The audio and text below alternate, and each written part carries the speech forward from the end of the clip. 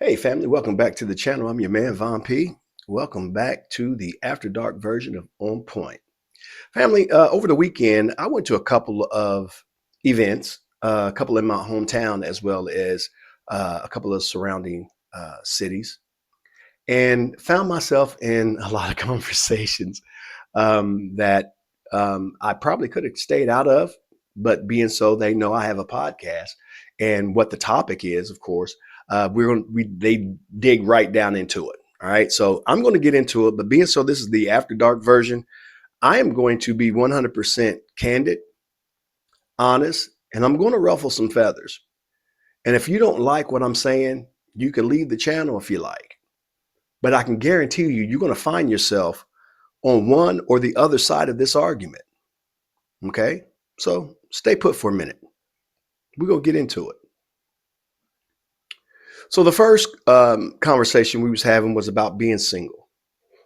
Okay? And the difficulties of being single. And of course, the question is, well, Von P, why are you single? You know, you seem like you have a lot of relationship um, experience and a lot of relationship, um, you know, um, advice. Why are you single? And at first I was going to shade it, but then, I said, you know what? She asked, I'm going to be honest. She's probably going to be offended because she fits this category, but it's okay.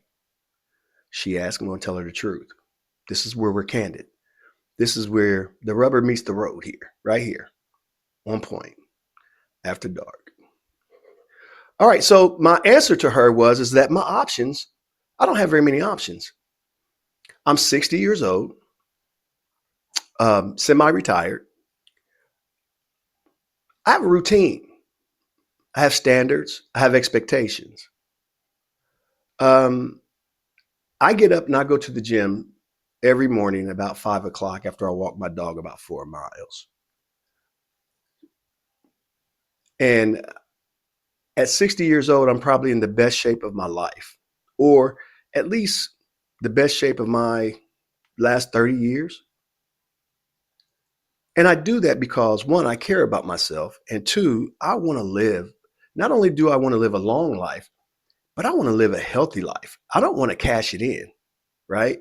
At 60 years old, I still want to go play tennis, right? I still want to do all the physical things that I used to do. And I can still do all of those things, right? But I told her, I said, my options are thin because, one, women my age seem like they've given up on themselves, right? Or they feel like they've reached a point now where they can just relax. Well, let's get into that for a moment. Because I know that a woman will go to get her hair done. She will go to get her feet and her nails done. But she will not take her ass to the gym. Right? That's a problem for me. Right? At my age, I'm looking for someone that have a like mind, someone with shared values. If I date a 60-year-old who is not actively taking care of themselves, what am I setting myself up for? In the next 4 or 5 years, if I get involved with them, am I taking care of them?